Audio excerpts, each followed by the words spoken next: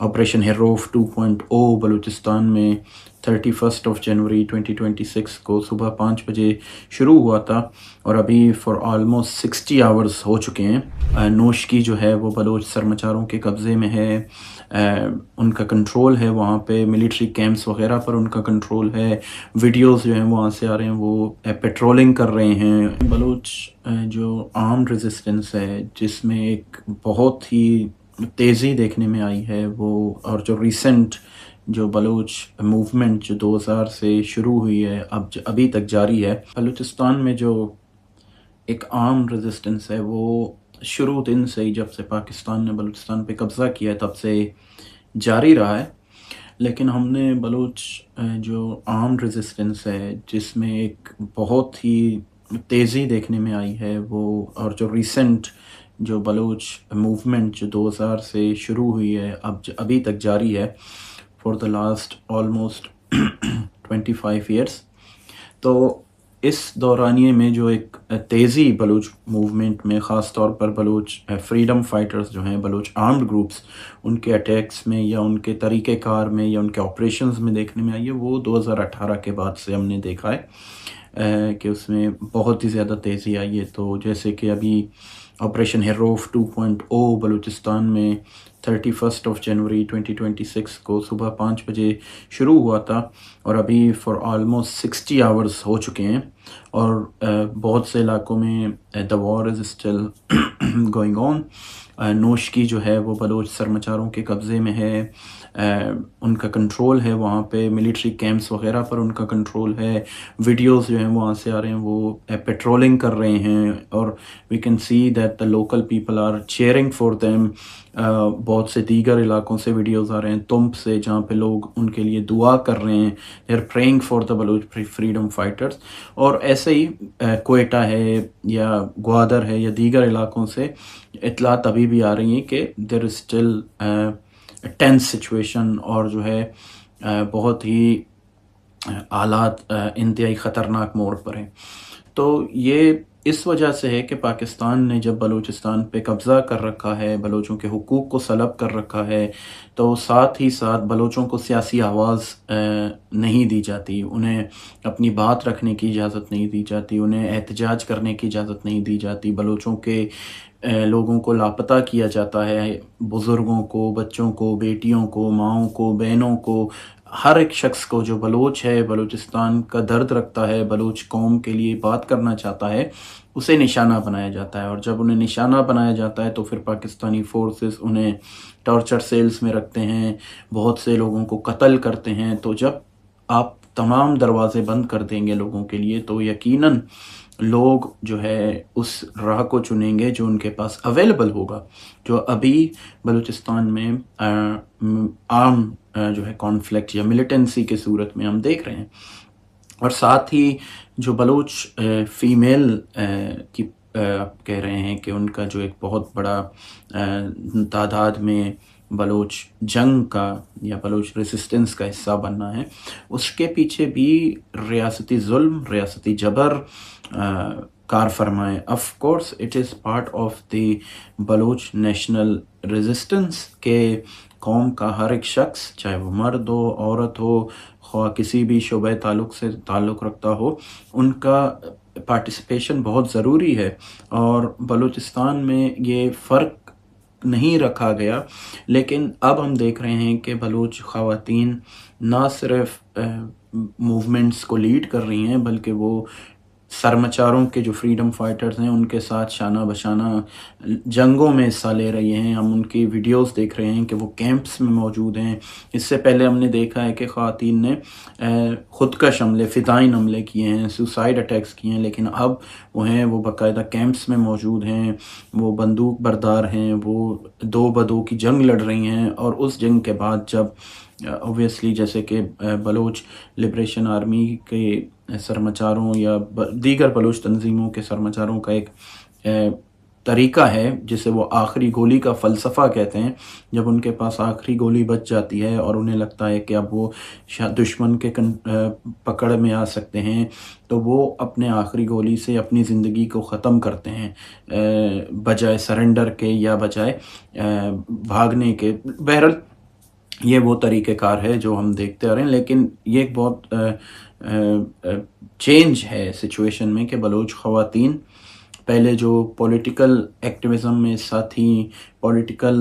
Activism में lead कर रही थी, उन्हें बलूच जो है मिलिटेंट ऑर्गेनाइज़ेशन की जानिब से, या आप ये कहें एज़ अ टैक्टिक्स या एज़ अ उनकी स्ट्रेटजी, वो जो है ख़वातीन को डायरेक्ट जंग में शामिल नहीं कर रहे थे। अगर उनके साथ कोई ख़वातीन थे भी तो वो उनके लिए आप कह सकते हैं मीडिया प्रोपेगेंडा हो गया, या इंफॉर्मेशन जो है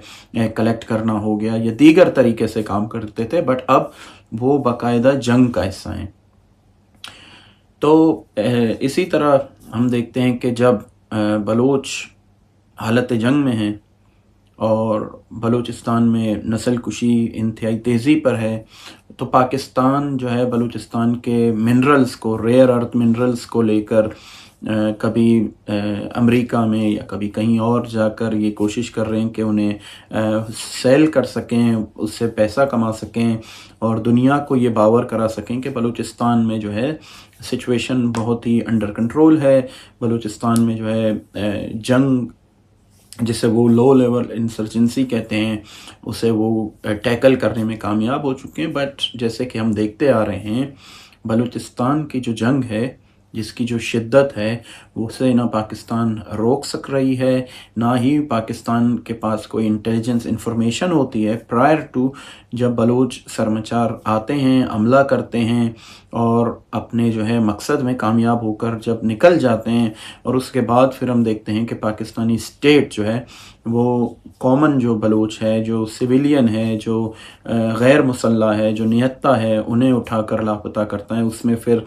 बलूच एक्टिविस्ट होते हैं, पॉलिटिकल भी होते हैं, ह्यूमन राइट्स भी होते हैं, या बलूच जो लीडरशिप हैं या बलूच एक्टिविस्ट हैं, उनके फैमिली मेम्बर्स को कलेक्टिव पनिशमेंट के तौर पर अबडक्ट करते हैं, टॉर्चर करते हैं। जैसा कि आज भी डॉक्टर नसीम बलूच जो बलूच नेशनल मूवमेंट के चेयरमैन हैं, उनके वालिद को और उनके 2 अंकल को जो है पाकिस्तानी स्टेट फोर्सेस ने अबडक्ट किया है, क्योंकि doctor Naseem Baloch internationally Pakistani state को एक्सपोज कर रहे हैं। और इसी तरह हमें ख़बर आई है कि नोशकी में पाकिस्तानी फोर्सेस ने सिविलियंस पर इनडिस्क्रिमिनेट फायरिंग करके मोर देन अ डज़न जो है सिविलियंस को शहीद किया है। इसी तरह ग्वादर से भी गुज़िश्ता दिनों इत्तलात थी कि 13 के करीब लोगों को पाकिस्तानी फोर्सेस ने इनडिस्क्रिमिनेट फायरिंग में जो है शहीद किया है। तो